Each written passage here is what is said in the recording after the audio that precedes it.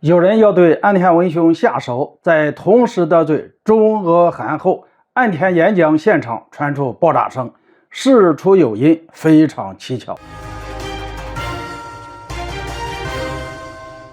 大家好，我是肖映华。最近由于岸田文雄不断的作死，大家已经意识到他的所作所为正带领日本走向一条非常危险的道路。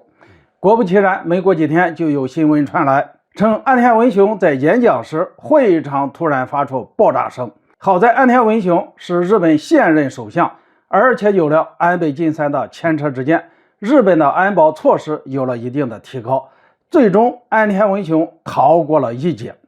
投掷爆炸物的凶手也被警方迅速控制，一场突发事件就此结束。老实说，在得知这一消息的第一时间，大家的第一反应就是什么人要在这个时候对岸田文雄下手呢？当然，我们并不是要搞阴谋论，非要说这件事情和外部势力有关，也许这和安倍遇刺事件一样，只是单纯的个人报复行为。那么除了是单纯的个人报复外，会不会还有别的什么人呢？也或是外部势力要对岸田文雄下手呢？正如前面所说，岸田文雄正带领日本走向了一条非常危险的道路。就在前两天，日本外务省发布的新版外交蓝皮书，可谓是要同时得罪了中俄韩三个国家。简单来说，就是面对不识好歹的日本，尹锡悦不愿在卑躬屈膝，而是打算硬碰硬。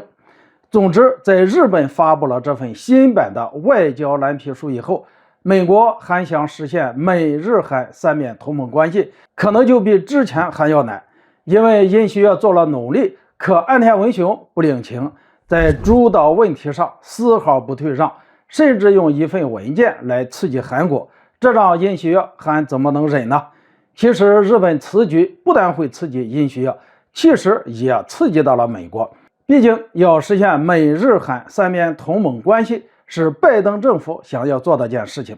而岸田文雄当局此时在主导问题上得罪韩国，将会阻碍美日韩三面同盟关系真正实现。所以日本在得罪中俄韩三国的同时，也可能把美国给得罪了。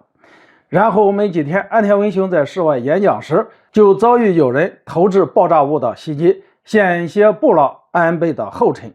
现在大家觉得，如果被抓的男子不是因为单纯的报复，会不会是有人在背后策划了这起袭击事件呢？一来，日本在明面上得罪中俄韩后，随即遭遇袭击，因此极有可能被人大造文章，将脏水泼到中俄韩三国身上。